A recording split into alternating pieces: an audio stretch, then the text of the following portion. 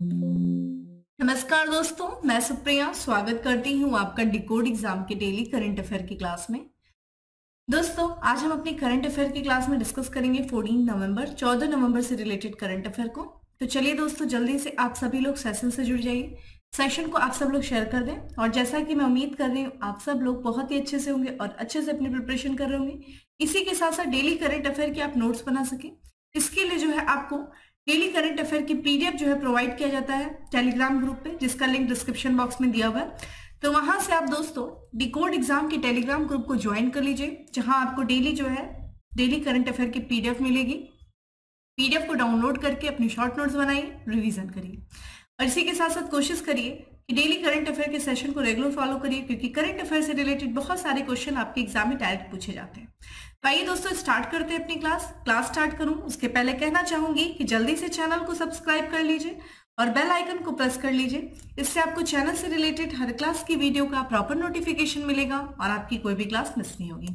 Start करते दोस्तों। आज का हमारा सबसे पहला प्रश्न है कि रेलटेल ने दूरसंचार, आईटी और रेलवे सिग्नलिंग प्रोजेक्ट के लिए किसके साथ समझौता किया है?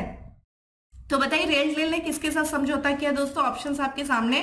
वीडियो को शेयर करते रहिए और साथ ही साथ कमेंट बॉक्स में आंसर करते रहिए। तो दोस्तों इस जो है रेलटेल ने जो समझौता किया है वो है आरईसी के साथ जो है समझौता किया है। आइए बात करते हैं समझौते के बारे में।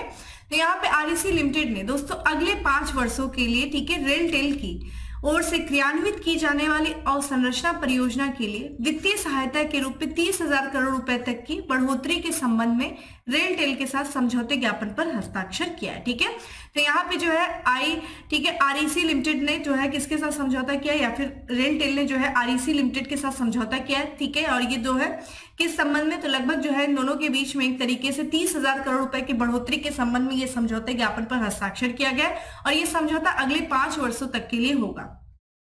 इस परियोजना में कई व्यापक क्षेत्र जैसे कि डेटा केंद्र उत्पाद व सेवाएं, दूरसंचार व आईटी उत्पाद और सेवाएं, रेलवे और मेट्रो परियोजनाएं और कवच ट्रेन टक्कर निवारण पर जो है प्रणाली शामिल है। तो इस समझौते के तहत जो है कुछ महत्वपूर्ण क्षेत्र हैं जो शामिल है। इसके अलावा जो है समझौते ज्ञापन के तहत और कौन सी जो है चीजें शामिल की गई हैं? तो इस समझौते ज्ञापन के तहत high speed rail, metro, IT network और रेलवे मेट्रो की प्रगति, रेलवे नेटवर्क की प्रगति के संबंधित विदेशी उद्यमों के वित्त पोषण की संभावना भी शामिल किया गया। ठीक है, अगर दोस्तों हम आरईसी के बारे में बात करें दोस्तों, तो आरईसी लिमिटेड दोस्तों ये किस मंत्रालय के तहत है दोस्तों? तो ये विद्युत मंत्रालय के तहत, ठीक है, स्थापित की गई थी। 1969 में इसकी स्थापना किया गया था और ये सार्वजनिक क्षेत्र की महारत्न कंपनी, ध्यान रखिएगा ये महारत्न कंपनी है।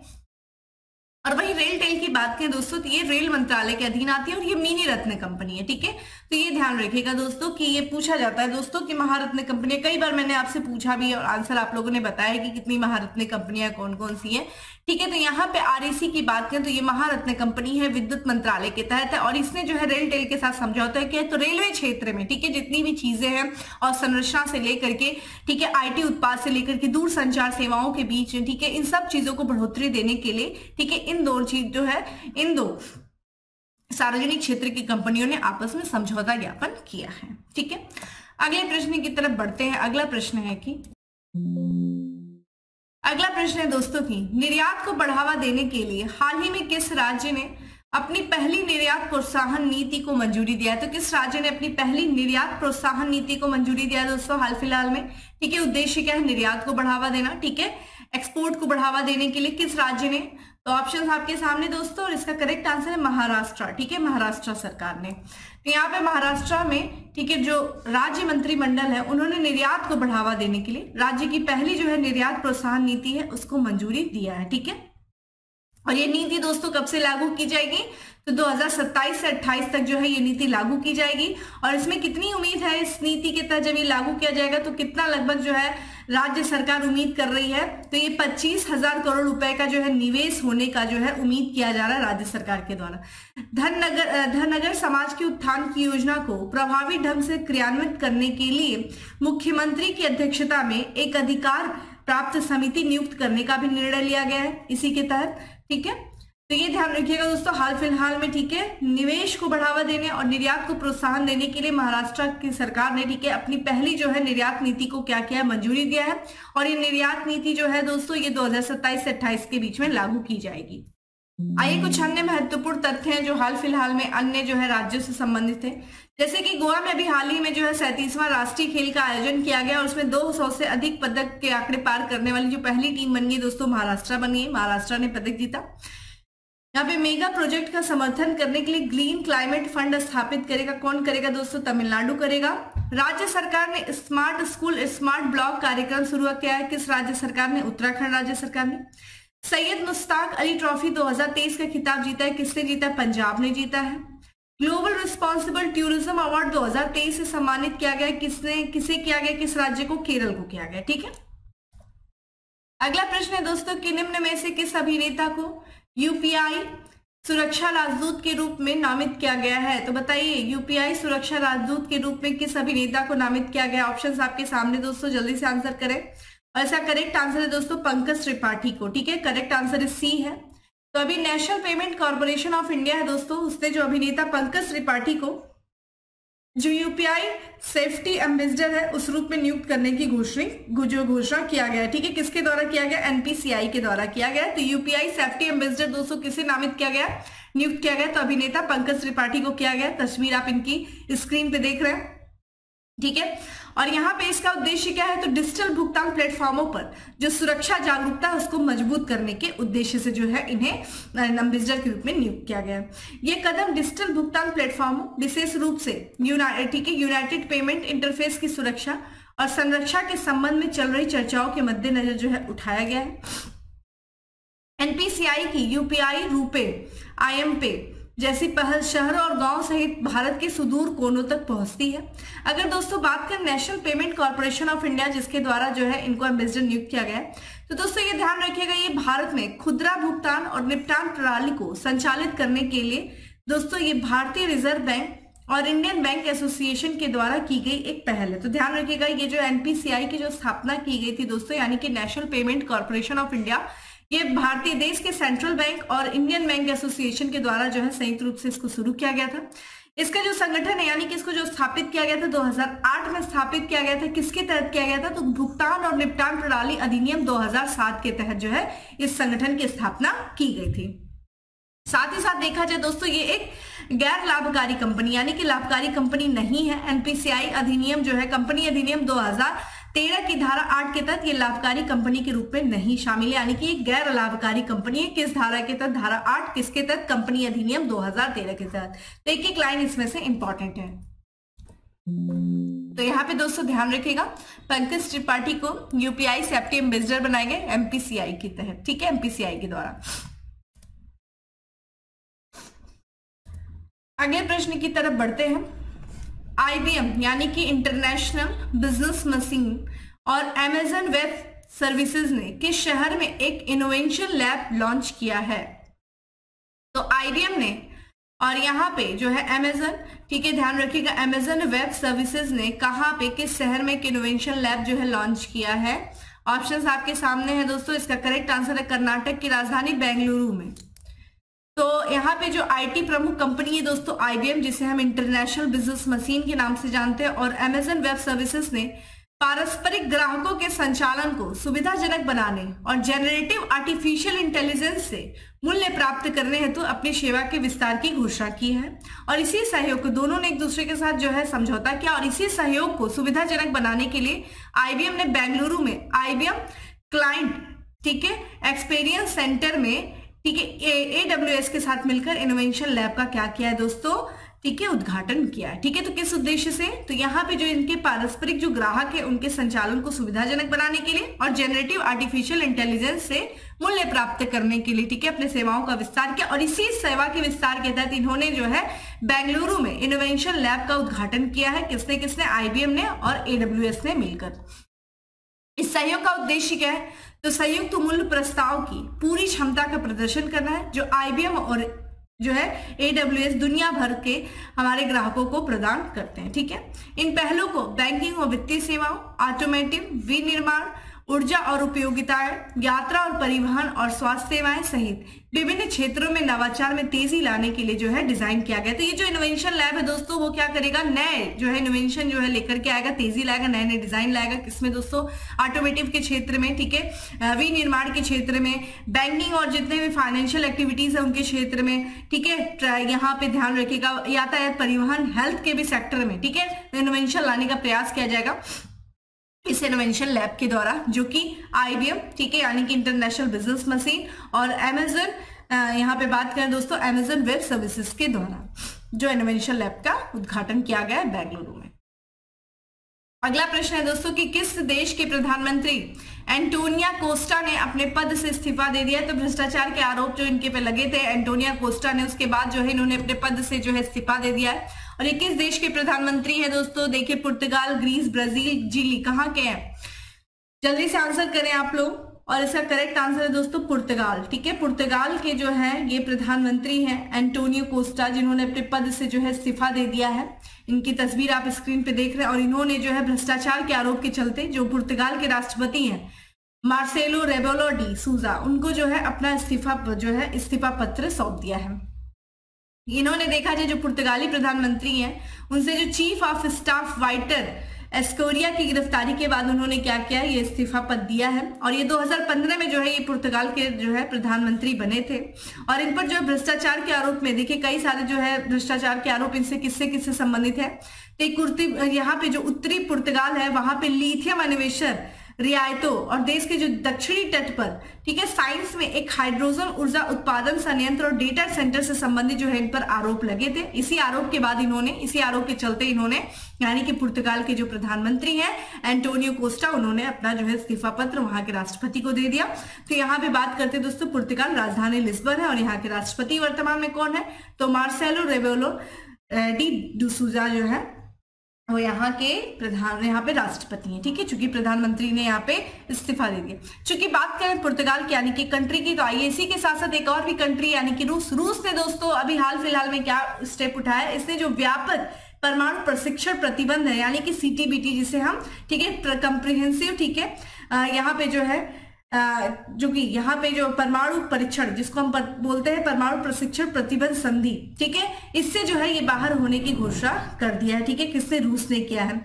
अगर हम CTBT की बात करें दोस्तों तो ये सभी प्रकार के, ध्यान रखिएगा, जितने भी सैन्य हो चाहे नागरिक, किसी भी प्रकार के उद्देश्य से अगर परमाणु प्रशिक्षण किया जा रहा है तो उस पर यह प्रतिबंध लगाता है। यानी कि परमाणु प्रशिक्षण चाहे वो सैन्य गतिविधि के लिए चाहे नागरिक, किसी भी उद्देश्य के लिए अगर परमाणु प्रशिक्षण किया जा रहा है तो उस पर यह प्रतिबंध लगाने वाला ये ट्रीटी है, ठीक है, CTBT। इस संधि पर देखा जाए 1994 में जेनेवा में निशस्त्रीकरण सम्मेलन में चर्चा की गई थी। साथ ही इसको जो संयुक्त राष्ट्र महासभा के द्वारा क्या किया गया था, अपनाया गया था।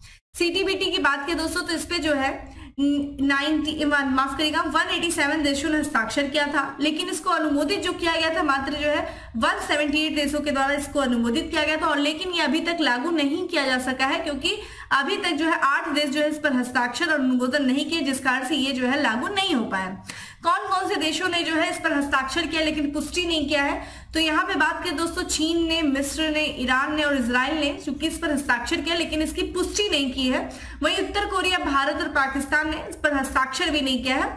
जबकि रूस की बात करें तो 2000 में इसने जो है इस समझौते की पुष्टि की थी और अमेरिका ने अभी तक ऐसा नहीं किया है, उसने पुष्टि नहीं किया और अब तो रशिया भी इससे बाहर हो गया है और भारत जो है अब तक इस संधि पर हस्ताक्षर नहीं किया है, ठीक है। तो ये ध्यान रखिएगा 1994 में जो है ये व्यापक परमाणु प्रशिक्षण, ठीक है, जो प्रतिबंध है दोस्तों संधि है उस पर जो है रूस बाहर हो गया है। 1994 में ये संधि आई थी जेनेवा में जो है सम्मेलन के दौरान, और ये ध्यान रखिएगा ये लागू अभी तक नहीं हुई थी, भारत इस पर हस्ताक्षर भी नहीं किया है, ठीक है, ये ध्यान रखिएगा।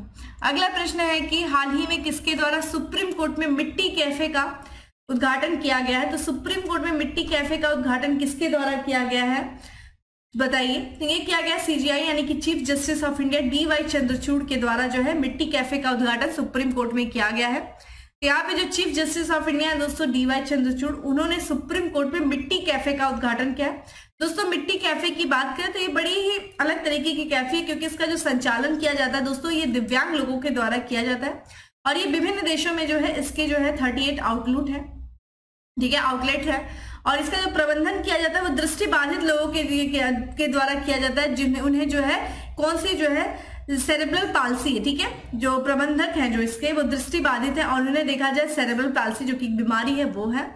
इसने जो है इस कैफे की बात किया तो कोविड-19 में जो है महामारी के दौरान 6 मिलियन से भी अधिक भोजन परोसा था, ठीक है। इसने काफी अच्छा कार्य किया था। और वही बात करें डीवाई चंद्रचूड़ ने इस कैफे के उद्घाटन के दौरान जो है बार के जो सदस्य हैं उससे काफी ज्यादा जो है आग्रह किया ताकि वो इस जो है कैफे का इस पहल का क्या कर सके, समर्थन कर सके।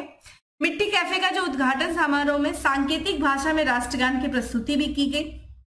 यह समावेशिता और पहुंच को बढ़ावा देने की दिशा में एक कदम है। और इसका मुख्य लक्ष्य क्या है, तो भारत के जो सर्वोच्च न्यायालय के साथ इंटरेक्शन में, ठीक है, विशेष रूप से जो सक्षम व्यक्तियों द्वारा सामना की जाने वाली चुनौतियों को समझना है, ठीक है। ये इसका मिट्टी कैफे का जो उद्घाटन किया गया है सुप्रीम कोर्ट में, ये इसका उद्देश्य है। देखिए सुप्रीम कोर्ट की बात करें दोस्तों तो भारत की पहली जो है सर्वोच्च न्यायालय की स्थापना कब की गई थी, 1774 में किया गया था। जो रेगुलेटिंग एक्ट आया था 1773 का, उसके तहत किया गया था।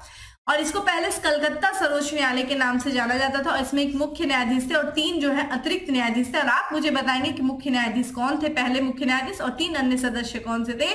आप मुझे कमेंट बॉक्स में आंसर करेंगे, ठीक है। तो भारत के पहले जो है जो पहली सर्वोच्च न्यायालय थे उसके पहले जो मुख्य न्यायाधीश थे वो कौन थे, आप मुझे कमेंट बॉक्स में आंसर करिए, ठीक है। अगला प्रश्न है कि हाल ही में किस देश ने चिकनगुनिया के लिए दुनिया के पहले टीके को मंजूरी दिया है। तो चिकनगुनिया जो कि वायरस से होने वाली डिजीज है, वाहक इसके मच्छर होते हैं। तो दुनिया के पहले टीके की मंजूरी कौन दिया है चिकनगुनिया के, ठीक है, किसने दिया, तो अमेरिका ने दिया दोस्तों। करेक्ट आंसर सी है। तो अमेरिकी खाद्य और औषधि प्रशासन ने चिकनगुनिया के खिलाफ दुनिया के पहले टीके, देखिए इसका नाम क्या है, ठीक है, ध्यान रखिएगा, स्टिक, ठीक है, इक्शिक जो है इसका नाम है, ये ध्यान रखिएगा। ये चिकनगुनिया का दोस्तों ध्यान रखिएगा पहला टीका है जिसको जो है अमेरिकी खाद्य और औषधि प्रशासन के द्वारा क्या किया है, मंजूरी दिया गया। ये टीका देखिए किसको किसको लगेगा, तो 18 वर्ष और उससे अधिक उम्र के जो लोग हैं उनके लिए जो है इस टीके को मंजूरी दिया गया। और उनमें जो है इस बीमारी का खतरा चूंकि अधिक होता है, ठीक है। और इसका जो विकास किया गया है वो किसने किया इस टीके का, तो यूरोप की वल्लेवा के द्वारा जो है इसका विकास किया गया है। और एफडीए ने दोस्तों, ठीक है, यानी कि ये जो एफडीए जो है दोस्तों, यानी कि खाद्य और औषधि प्रशासन अमेरिका का, उसने चिकनगुनिया को उभरता वैश्विक स्वास्थ्य खतरा भी डिक्लेयर किया है। वैक्सीन को एक खुराक में इंजेक्ट किया जाता है और इसमें चिकनगुनिया वायरस का एक जीवित कमजोर वर्जन होता है, ठीक है, जैसा कि अन्य टीकों के साथ मानक है। दोस्तों चिकनगुनिया की बात करें तो ये जो है बुखार और गंभीर जोड़ों का दर्द का कारण बनता है। जिसको भी चिकनगुनिया होता है दोस्तों तो उनको देखिए बुखार होता है, उनके जो ज्वाइंट होते हैं उसमें काफी पेन होता है।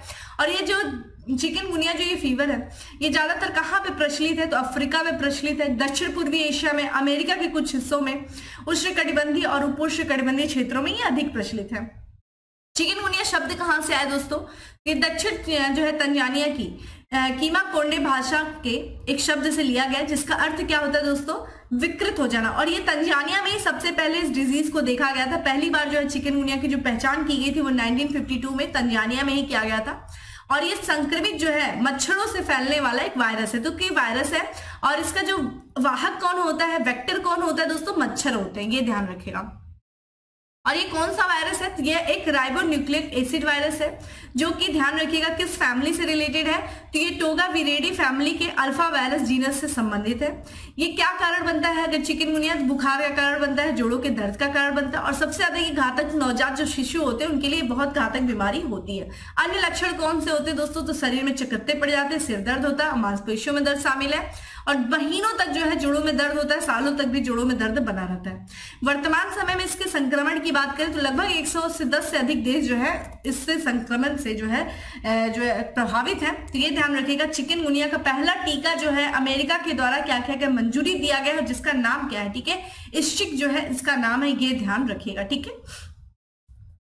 चलिए अगले प्रश्न की तरफ बढ़ते हैं। अगला प्रश्न है कि कृषि और प्रसंस्कृत खाद्य उत्पाद निर्यात विकास प्राधिकरण ने पहली बार किस देश को केले की पहली खेप का निर्यात किया है। तो पहली बार जो है किस देश को केले की पहली खेप का निर्यात किया है दोस्तों, कृषि और प्रसंस्कृत खाद्य उत्पाद निर्यात विकास प्राधिकरण ने। तो दोस्तों ये क्या, नीदरलैंड ने। करेक्ट आंसर इज डी है। तो वाणिज्य, जिसे एपीडा बोलते हैं दोस्तों, यानी कि वाणिज्य उद्योग मंत्रालय की ये संस्था है दोस्तों एपीडा, जिसका नाम है कृषि और प्रसंस्कृत खाद्य उत्पाद निर्यात विकास प्राधिकरण, और इससे समुद्री मार्ग से होकर, ठीक है, नीदरलैंड में ताजे केले के पहले ट्रायल शिपमेंट के निर्यात की सुविधा प्रदान किया है। नीदरलैंड के लिए केले के एक कंटेनर की पहली जो खेप है ये 9 नवंबर 2023 एपीडा के जो अध्यक्ष हैं दोस्तों उनके द्वारा बारामती महाराष्ट्र से हरी झंडी जो है दिखा करके इसको रवाना किया गया। और अगर हम बात करें, देखिए फलों में सबसे महत्वपूर्ण, आम के बाद अगर कोई फल है दोस्तों भारत में दूसरा फल सबसे महत्वपूर्ण तो वो केला है। ये देखा जाए साल भर उपलब्ध होता है, देखिए केला आपको हर सीजन में मिल जाता है, ठीक है। और बेसिकली अगर देखिए जो बच्चे तैयारी करने के लिए बाहर रहते होंगे, इलाहाबाद और लखनऊ दिल्ली वगैरह, मैंने देखा है कि वहां पे तो केले इतने मिलते हैं, वो बच्चे यही केला खा करके दोस्तों स्टडी करते हैं, काफी ज्यादा वहां पे डिमांड रहती है। तो ये साल भर मिलने वाला ये फल है और ये साल भर जो इसकी उपलब्धता रहती है, इसमें काफी विविधता है, स्वाद और पोषक तत्व है, औषधि मूल्य भी इसमें वैल्यू भी काफी ज्यादा है। और ये देखा जाए हर वर्ग के लोगों को केला पसंद आता है। केला यहाँ पे दक्षिण पूर्व एशिया के आर्द्र उष्णकटिबंधीय क्षेत्र और भारत का नेटिव जो है फल है, मूल फल है। और अभी जो है केले की 2 किस्म प्रजातियां जो मूसा एक्यूमिनिता और यहाँ पे मूसा ठीक है बालबसियाना, और उनके जो है प्राकृतिक हाइब्रिड से विकसित हुए हैं। केला देखिए किसका समृद्ध स्रोत है, तो कार्बोहाइड्रेट का, ठीक है। कार्बोहाइड्रेट जो इंस्टेंट जो आपको एनर्जी देता है दोस्तों, कार्बोहाइड्रेट देता है, ठीक है। और ये जो है सबसे ज्यादा जो है इस कार्बोहाइड्रेट पाया जाता है केले में। जिनको इंस्टेंट एनर्जी चाहिए वो तुरंत के तुरंत केला खा ले, उनके अंदर तुरंत जो है एनर्जी आ जाएगी। उसमें कई सारे जो विटामिन भी पाए जाते हैं, विशेष रूप से ये जो है विटामिन बी का प्रचुर मात्रा जो है इसमें मिलती है। इसमें और ये किसको कौन कौन से मिनरल्स का अच्छा स्रोत है ये, तो वाइट यहाँ पे पोटेशियम भी है, फास्फोरस, कैल्शियम, मैग्नीशियम का ये अच्छा स्रोत है। पचाने में भी काफी ज्यादा आसान होता है और ये जो है वसा और कोलेस्ट्रॉल से मुक्त होता है। तो जो लोग सोचते हो केला खाने से मोटे हो जाएंगे, तो ऐसा कुछ नहीं है, क्योंकि इसमें फैट और कोलेस्ट्रॉल नहीं होता है, तो हेल्थ के लिए भी बहुत अच्छा होता है।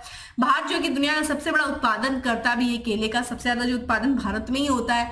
और केले यहाँ पे भारत ने अपनी पहली जो निर्यात ट्रायल शिपमेंट जो है निर्यात सुविधा प्रदान की नीदरलैंड को, जिसके बाद से ये जो है चर्चा में आ जाता है, ठीक है, ध्यान रखेगा। अगला प्रश्न है दोस्तों की, निम्न में से कहा भारतीय अंतरराष्ट्रीय फिल्म महोत्सव ईफी आयोजित होगा। यहाँ 2 बार हो गया है, तो कहाँ पे आयोजन किया जाएगा भारतीय अंतरराष्ट्रीय फिल्म महोत्सव का, दोस्तों ये गोवा में आयोजन किया जाएगा, ठीक है। करेक्ट आंसर इज बी है। तो ये 20 से लेकर के 28 नवंबर के बीच में, ठीक है, ये यहाँ पे ध्यान रखिएगा 54वां भारतीय अंतरराष्ट्रीय फिल्म महोत्सव का आयोजन किया जाएगा, ठीक है, गोवा में, ठीक है। 20 से लेकर के 28 नवंबर तक आयोजन किया जाएगा। और 54वें ईफी महोत्सव के लिए राष्ट्रीय फिल्म विकास निगम लिमिटेड गाला जो प्रीमियरों का बहुप्रशिक्षित दूसरा संस्करण प्रस्तुत करने के लिए बेहद जो है उत्साहित है। यहाँ पे बात करें दोस्तों, ये जो ईफी यानी कि international film festival of India जो है, इसको international federation of film producer association के द्वारा जो है मान्यता भी प्राप्त है। यहाँ पे फिल्म सितारों को दर्शकों के साथ जुड़ने, वैश्विक सिनेमाई कलात्मक का उत्सव मनाने, इस महोत्सव के मूल सिद्धांतों को बरकरार रखते हुए फिल्मों की शानदार श्रृंखला सामने लाने के लिए इस सेगमेंट को बेहद सतर्कता के साथ जो है तैयार किया गया है। इसका जो आयोजन किया जाएगा दोस्तों, ये जो 54वें भारतीय अंतरराष्ट्रीय फिल्म महोत्सव, इसका जो आयोजन किया जाएगा ये सूचना एवं प्रसारण मंत्रालय के द्वारा इसका आयोजन किया जाता है। और इसमें जो है दुनिया के 14 सबसे बड़े और सबसे प्रतिष्ठित अंतरराष्ट्रीय प्रतिस्पर्धा फीचर्स फिल्म महोत्सव में से ये एक है, ठीक है, आईईफी। और इस वर्ष देखा जाए, ठीक है, तो माइकल डगलस को जो है इस वर्ष सत्यजीत रे लाइफ टाइम अचीवमेंट पुरस्कार भी प्रदान किया जाएगा, ठीक है। तो ये important international film festival of India, यहाँ से क्वेश्चंस बहुत सारे पूछे जाते हैं, ध्यान रखिएगा। चलिए आज का हमारा लास्ट जो है एमसीक्यू है कि हाल ही में किस मंत्रालय ने दासो aircraft services India private limited के साथ एक समझौते ज्ञापन पर हस्ताक्षर किया। आज आप देख रहे हैं ना, हम लोग काफी ज्यादा समझौते से संबंधित प्रश्न जो है यहाँ पे डिस्कस कर रहे हैं। आज का प्रश्न यही है, किसने किसके साथ समझौता किया, ठीक है।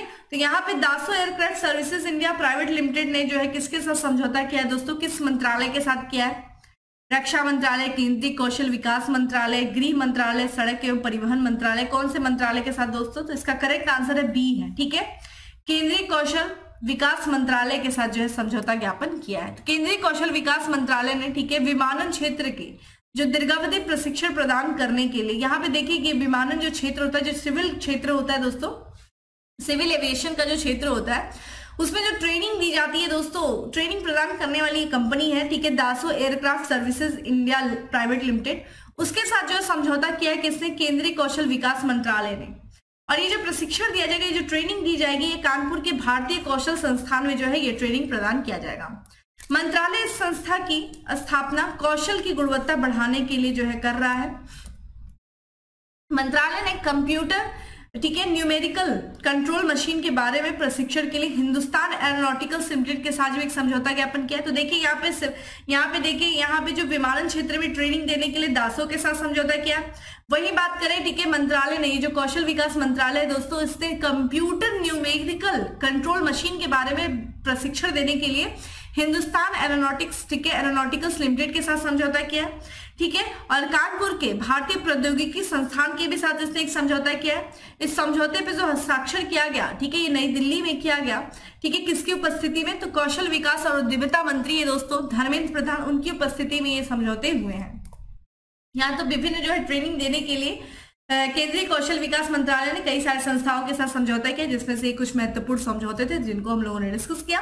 तो दोस्तों ये था आज का हमारा 10 MCQ। अब बात करते हैं आज का लास्ट यानी कि फैक्ट्स ऑफ द डे के बारे में चलते हैं कि अडानी ने श्रीलंका पोर्ट टर्मिनल प्रोजेक्ट में $553 मिलियन का निवेश करेगा, ठीक है। तो अडानी का जो श्रीलंका पोर्ट टर्मिनल है दोस्तों, उस प्रोजेक्ट में $553 मिलियन का कौन सा जो है देश जो है निवेश करने वाला, इन्वेस्टमेंट करने वाला? अमेरिका। आईसीसी ओडीआई रैंकिंग में नंबर 1 बल्लेबाज, ठीक है, यहाँ पे बल्लेबाज नहीं है, बल्लेबाज बने कौन? शुभम गिल। राज्य पुलिस आतंक के आरोपियों के लिए जीपीएस ट्रैकर का उपयोग करने वाली भारत की पहली पुलिस बन गई। तो यहाँ पे जो है जम्मू कश्मीर की जो पुलिस है, ये भारत की पहली ऐसी पुलिस बन गई जिससे जो आतंक के आरोपी लोग हैं उनको जीपीएस ट्रैकर का उपयोग करेगी। नेशनल कोऑपरेटिव ऑर्गेनिक्स लिमिटेड के तहत भारत ऑर्गेनिक्स ब्रांड लॉन्च किया, किसने किया? गृह मंत्री अमित शाह ने किया है। 11वें कांग्रेशनल डिस्ट्रिक्ट में न्यू जर्सी सीनेट के तीसरे कार्यकाल के लिए फिर से चुना गया, किसे चुना गया है? वेणुगोपाल को चुना गया है। तो दोस्तों ये था आज का हमारा 10 MCQ और आज साथ ही साथ फैक्ट्स ऑफ द डे। उम्मीद करते हैं दोस्तों आपको अच्छा लगा होगा। अच्छा लगा तो लाइक कर दीजिएगा, ज्यादा से ज्यादा लोगों को शेयर कर दीजिएगा। डेली करंट अफेयर्स ऐसे ही रेगुलर जुड़े रहिए, दोस्तों को शेयर करिए, ठीक है। साथ ही साथ जो मैं प्रश्न पूछती हूँ उसका आंसर करिए। फिर मिलते हैं दोस्तों अगले सेशन में, तब तक के लिए bye, have a good day, stay safe and stay healthy.